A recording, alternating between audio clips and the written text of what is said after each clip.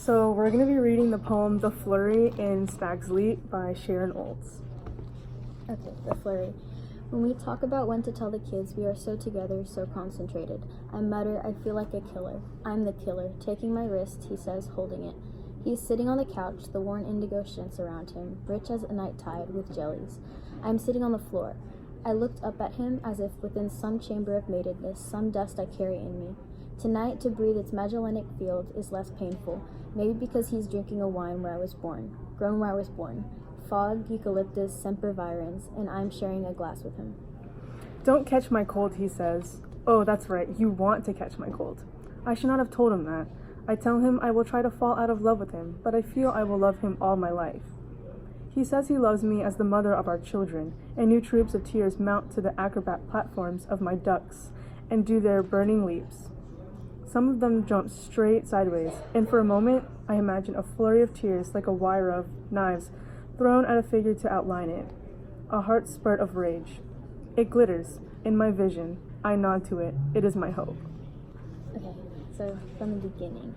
Okay. When we talk about... Okay, so she mentions that she feels like a killer, and he quickly corrects her. Yeah. And says that he's the killer, because she feels like she holds a lot of... The weight of telling the kids. Yeah. Mm-hmm. But in reality, he's the one, and he acknowledges it, that he's the person who's breaking it off with her. Mm-hmm. And also, following that, she says she's sitting on the floor, and she's looking up at him, Mm-hmm. so it's kind of like she adores him in a way, Mm-hmm. and she expects him to kind of break the news, but she has to go along with it, because she feels like the burden's on her. And the dust could be the weight of having to tell her children that they're splitting off. Mm-hmm. And then he says that, don't catch my cold. Oh, that's right, you want to catch my cold. That he's acknowledging that she wants to stay connected to him. Mm-hmm. And then she's like, I shouldn't have told him that, but she feels in like reality, he has more to use against her, or he's not feeling it as intensely as she is. Mm-hmm. And so then he says he loves me as the mother of our children.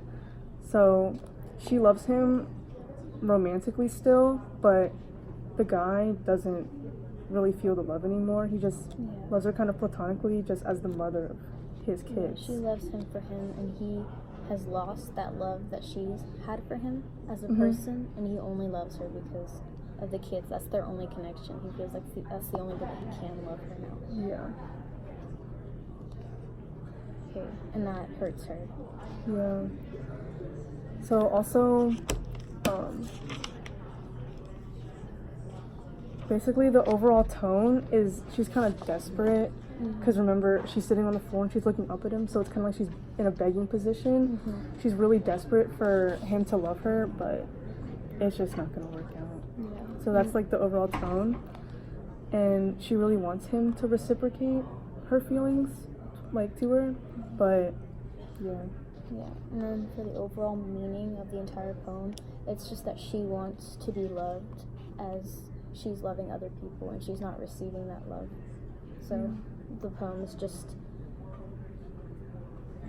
unreciprocated feelings. Mm-hmm. So yeah, that's it.